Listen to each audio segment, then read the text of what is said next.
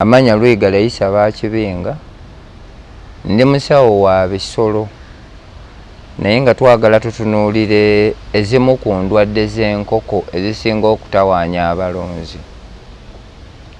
Omanye ebiseera ebisinga kinyuma nnyo n'oddako emabega n'okola flashback oba review.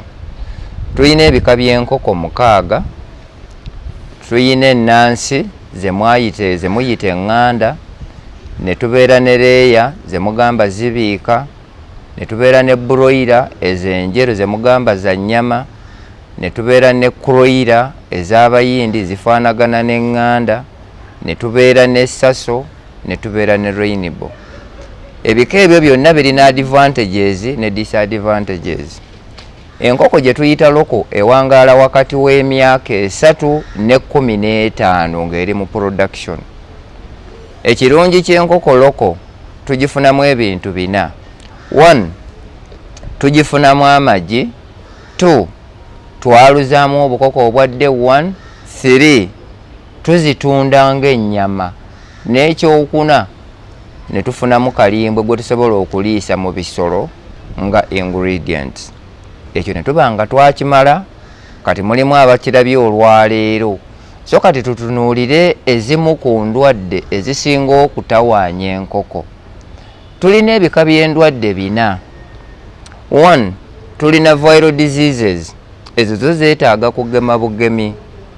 2. Ne tubeera ne bacterial diseases, ezo zo zireetebwa bintu biki biwuka ebifaanagana bwe bityo, oluusi biva mu mmere, oluusi mu mazzi. 3. Ne tubeera ne fungal diseases.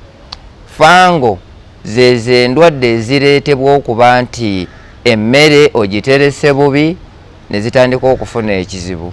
Then obulwadde obwokuna ye genetical diseases ze tuyita inbreeding. Naye tugenda kusooka tutunuulire the viral diseases. Enkoko yonna eteekeddwa okugemwa, what we call the vaccination. Tulina obulwadde obubayita obwa malekisi. Obulwadde bwa malekisi incubation period yaabwo bulabikira ku myezi 3. Ku day 1 month, 2 months, 3 months ne bulyoka bulabika. Tebulinaako ddagala zzungu libujjanjaba bw'oba tewagema ku day 1.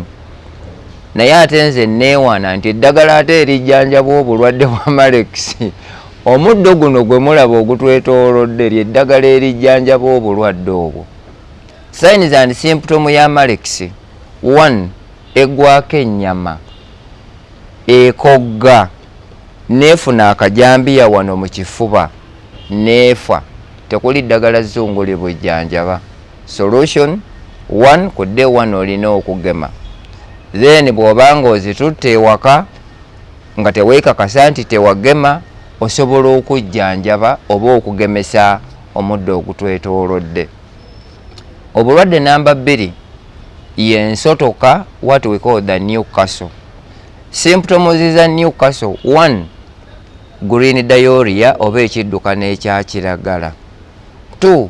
Okunyoola ensingo n'ebanga eriko emizimu bweti. 3. Okugwa ebiwawaatiro. Lwaki babuyita nsotoka? Nti enkoko bw'eba erwadde obulwadde obwo okutambula eba tesobola, ate nga bwe bulwadde nnamba emu ku butta enkoko. Tugema bugeme ku day 1, ku 7 days, 14 days ne 21 days. So kati awo kiba kitegeeza nti gwe bw'obanga tewagema na ddagala zzungu, omuddo guno ogutwetoolodde gujjanjaba ate gugema. Ebimu ku bikolo bye tukozesa by the way, tulinamu omululuuza, tulinamu ekigaji, tulinamu ekigoogwa, tulinamu obutanga, mulimu enjaga and many more, kuba ebikolo biwerera ddala 50. Otonyeza matondo mu kamwa. Bino ebyokugamba mbu vaccine tutonyeza ku maaso, ebyo byasaanawo. Naye bw'oba okozeseza eryaffe eriri planted, ligema ate n'okujjanjaba ne lijjanjaba. Advantage ya plant medicine terina side effect ku bulamu bw'abantu. Naye eddagala liri ezzungu ekisinza okutawaanya ensi eno yonna, obulwadde omuzungu bwasinga okutya ye kansa. naye nga the major cause of this cancer disease ddagala lye tuliira mu bye tulya. Kuba bw'olunda enkoko ne zirwala n'ogikuba gentamicin oba n'ogikuba hytet oba n'ogikuba penistrip oba n'ogikuba oxytetracycline oba n'ogikuba tetracycline, bw'eba tewonye bw'ogisala ojulidde kulwala kansa. So tulina okuminimizinga endwadde zino nga tukozesa omuddo ogutwetoolodde. Newcastle ono tumugema ku day 1 n'oddamu n'ogema nga za weeks 2 n'oddamu n'ogema nga za mwezi. Either otonyeza matondo mu kamwa oba okuziteera mu mazzi. 1 meal tugiteeka mu 2 liters of water. Awo ojja kuba ogemye nga n'okujjanjaba ojjanjabye. If it is a treatment, enkoko zino treatment yetwala ennaku 4. That is the dosage administration. Kuba tunoonya abantu okusobola okubaako be bakola naye nga akozesezza kitono ate n'aba nga afunamu kinene. Obwe bulwadde bwa Newcastle. Obulwadde obwokusatu bwe tuyita obwa ggombolo. Otegeera otya enkoko erwadde ggombolo? 1. Zeetuuma wamu, zifuluma kalimbwe nga wa mweru gwe tuyita chocolate, nga bw'omusimbamu olugalo bwoti oba ekintu kyonna mulimu olunaanuuka. Gwazirunda oba azirugalo zirunda, bwekyo bwe kiba kikutuuseeko kola ekintu kimu. Funa kwota ya sukaali, teekamu ebijiiko by'omunnyo 6, tabula mu 20 liters. Enkoko ezo ziwe zinywe paka lwe zinaganaggwamu. Amazzi ago zigenda ganywera for only 45 minutes. Ezibadde zitandise okuddukana zikoma okuddukana. Kyandibadde kirungi bw'oba otabula eddagala eryo n'ofunayo n'enniimu gye tuyita lemoni mu 20 liters kamuliramu enniimu 4. 1. Zigenda kukendeeza ku kiddukano kiri. 2. Zigenda kwoza kiki ekiri mu lubuto muli ekireetera enkoko zino okuddukana. 3.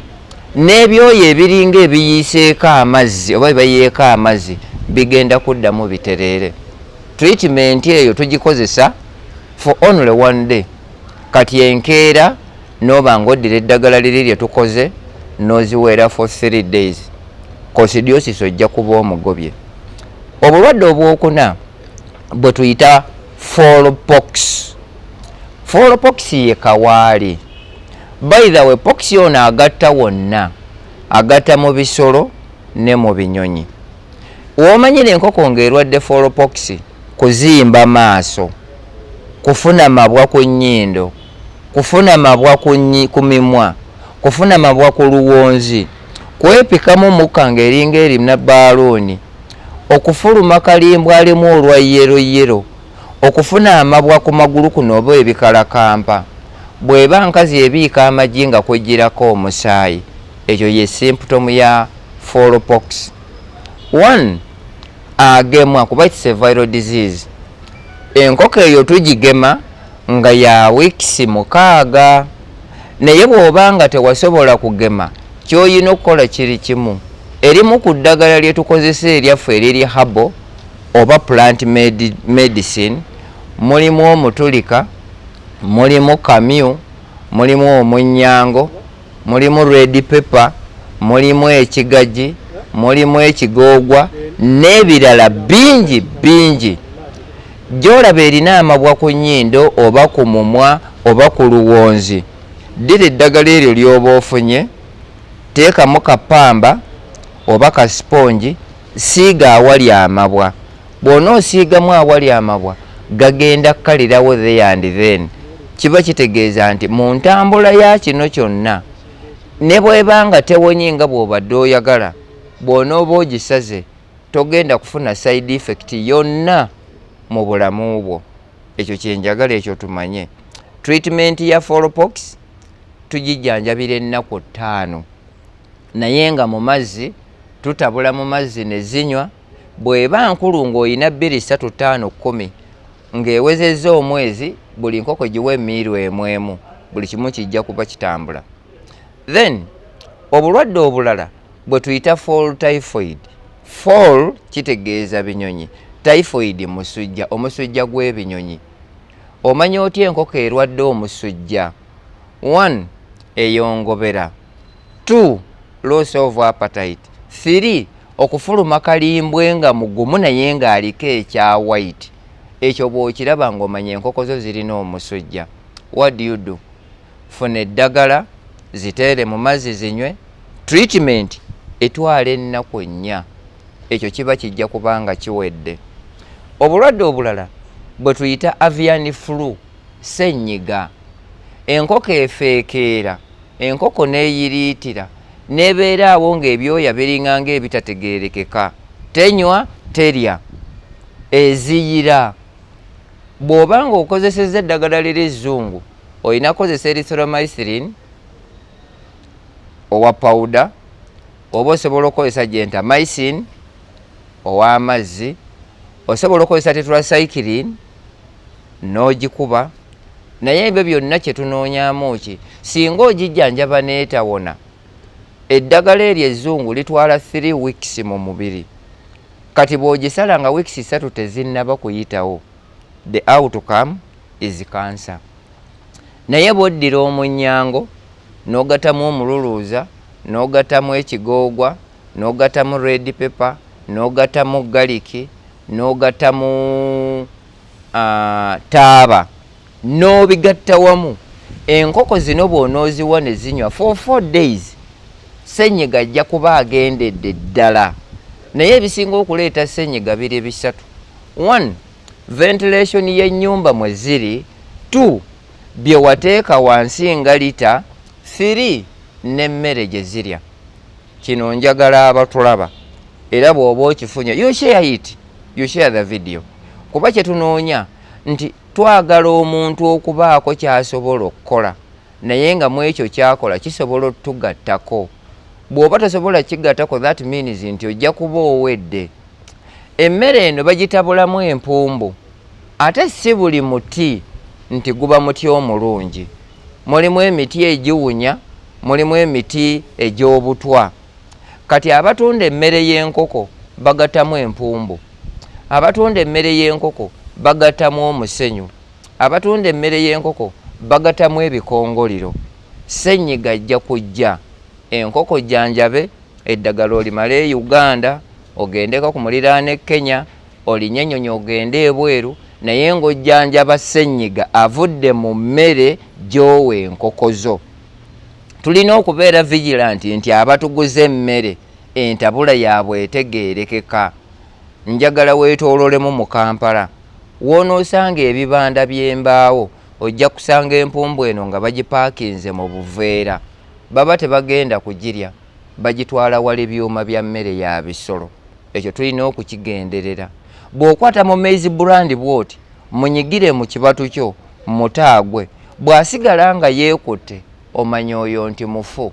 Mulimu empumbu, mulimu ebikongoliro. Naye bw'omukwata n'omuta n'asaasaana yenna, omanya maize brand oyo mulungi.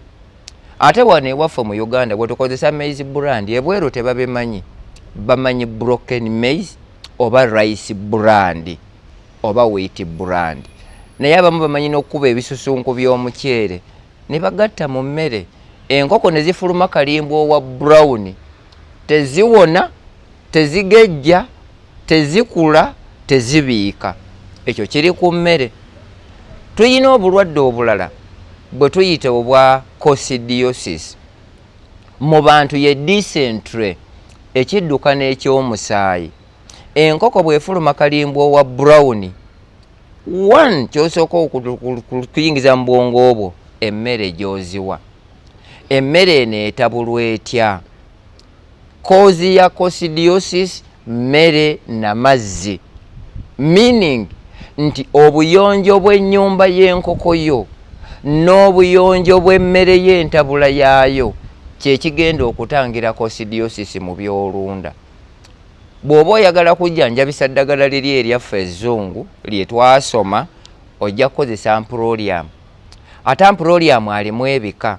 Tulina amproline, tulina amprosulfur, ne amprolium, ne amprolide. Kati ebyo byonna bibeera mu powder. Naye bw'oba okozesezza taaba, n'ogattamu evvu, n'ogattamu ekigagi, n'ogattamu garlic, ojja kubujjanjabya ekirwadde kya coccidiosis. bino obifumba bufumbi.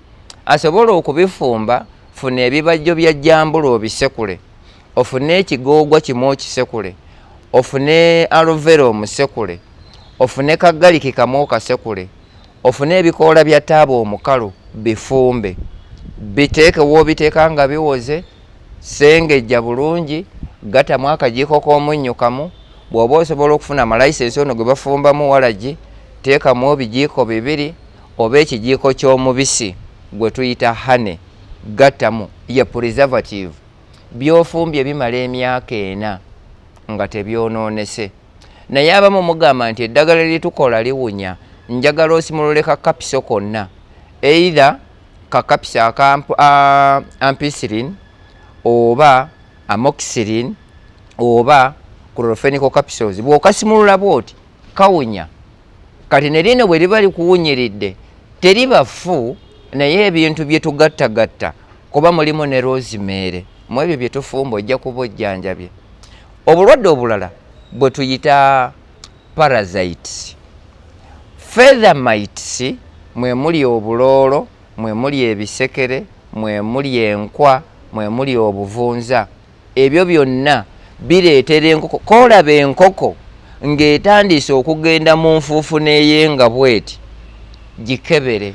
Bw'otoosangemu bisekere ojja kusangamu obuloolo, oba okusangamu obuvunza ku maaso kuno, oba enkwa emabega eno. Kati ekyo bw'oba obirabye, tusobola okufuuyira ennyumba yaffe. Abamu mubiyita kiyumba, which is bad. Ekiyumba kyekyo ekibeera ekikyafu. Naye ennyumba y'enkoko tulina kugiteekamu bukuta bwa mmwanyi, so si bikuta bya mbaawo. Bw'onookozesa ebikuta by'embaawo bye tuyita sawdust n'oteeka mu nnyumba y'enkoko zo, 1, zigenda kulwala obulwadde obwa ssenyiga, zigenda kulwala obulwadde bwa coccidiosis, zigenda kufuna ekifuba ekitawona n'okuyiriitira nga mwe kigendedde. Kiva ku nnyumba kiki ky'otaddemu. Ne tubeera n'obulwadde bwe tuyita obwa gapworms. Gapworms ze njoka ez'omu mawuggwe. Enkoko eyiriitira nga generator. Kawulira enkoko eyiriitira eti omanya bumanya nti enkoko eno zirina enjoka ez'omu mawuggwe.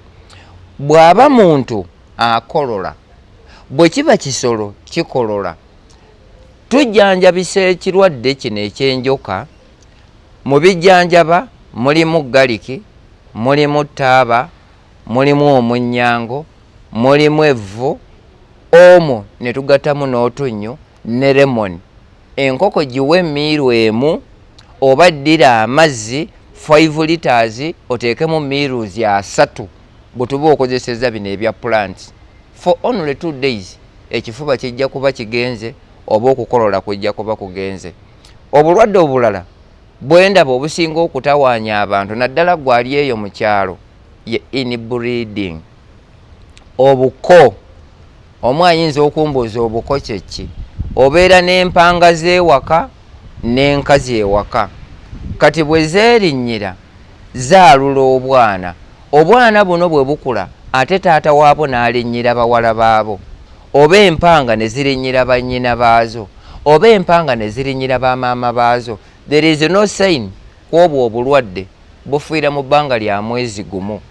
Kayongobera buyongobezi n'osanga nga bukunkumuse. Bw'oba tebukunkumuse bubeera stunted, tebukula ne buba nga butawaanya. Gw'omutuntu ayagala okulunda, eyakoowa okulunda, n'ayagala otandika okulunda, ebyo bye bimu by'oteekeddwa okumanya endwadde, obubonero n'enzijanjaba. Ekyo bw'onooba otambudde nakyo tujja kubanga tweyagala omuntu osobola okufunamu mu kyolunda. Endwadde z'enkoko bukiba kyetaagisizza osobola okutunoonya gye tuwangaalira.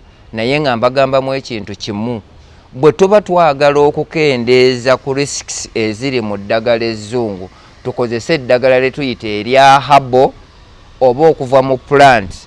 Naye ng'osobola okunoonya, gwe genda bugenzi ku YouTube noonyamu teekamu gwe bayita Dr. Issa LUIGARE, ojja kuba omulaba.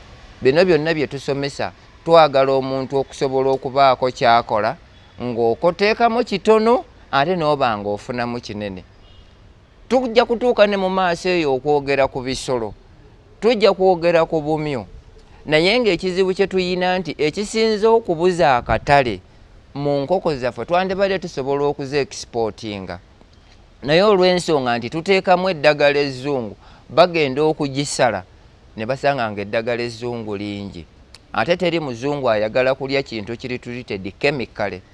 That's why twasalawo tukole eddagala eryaffe eriva mu bimera, what you call herbal oba plants, ne tujjanjaba tusobole okuba nga tukolera abantu okuwunzika bye tuba byetwetaagisizza. So gwe bw'oba nga wandibadde weetaaga yisanga omuntu essimu nnyangu eri 077 2 00 69 44 0772 006 944.